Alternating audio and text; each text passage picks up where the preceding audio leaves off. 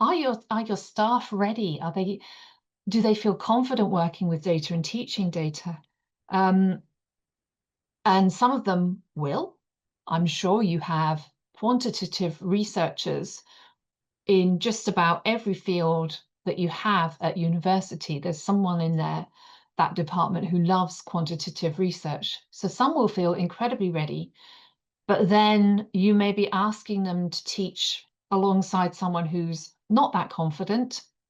If you have a very large cohort and you have different teachers teaching the same subject, you may have problems keeping control of the quality, making sure that they are all up to the same standard in data and AI literacy themselves. Quite often, the first step is to make sure your staff understand this, and then they can pass it on to your students. In particular, you are going to experience some troubles with assessment, with quality control, because controlling assessment standards when you've got different levels of data literacy among your staff will be very challenging. Normally, when we grade work, we are experts. We are up here, and we're grading at a much, much lower level. And so it's much easier for us to standardize to get the same opinions on that lower level. But if you are embedding a program, those levels of expertise are going to be more or less around the level of the student, at least during a transition phase. And that may be very challenging. You may also find that the pre-existing assessment criteria are really difficult to apply to data and AI. You may find, not necessarily, that the assessment criteria are really difficult to push data and AI into that. So these are really, the challenges. It's the inconsistent skill set between your faculty, a little bit too close to the level of the student for comfort for many teachers.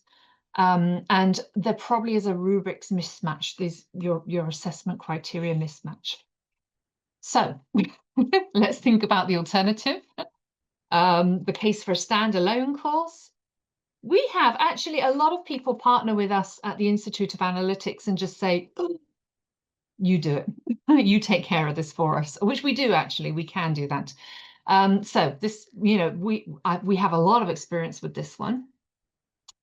The advantages, let's just go through this. So a standalone course is taught by someone who is a data expert, could be someone from the statistics department, someone from the computer science department, maybe, if you're going for AI and machine learning.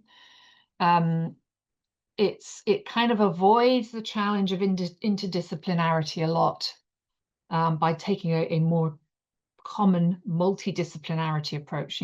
We all have our own specializations. We talk a little bit. We don't try really, really hard to understand each other's subject. Right, so let's go through the benefits of this. I mean, the great thing about this is that you get depth and rigor, that if it's taught by an expert, you get expert answers, you get rigor, if they're talking about regression, chi-square analysis, for them, this is their everyday language. It's, if it's a computer science teacher that's doing it, they can teach tricks to get things more efficiently, more effectively, that it may take you years to learn. So you do get this depth of content, and you obviously get much more coverage. If you've got experts teaching it, they can do the because you've got a whole course dedicated to this. They can usually spend more time covering the theory and more time doing the practical introduction than you can do if you're trying to embed it in your course. You will get back that control over consistency of teaching, of assessment, because you're back in that comfort zone of the teachers know this much and they're assessing or teaching at this level. You're back in that lovely gap zone. And so that makes it much, much easier. And let's not forget, if you do design this yourself, higher education is struggling at the moment. Demand for these skills is super high. So in your local region, if you reach out to your local business community, you are probably creating a course that you can very easily sell to others, the business or even, you know, the local people, the local population. They will pay to come to this course. So your standalone course could become a potential income stream for you if you develop the whole thing yourself. And many organizations decide to go down this route.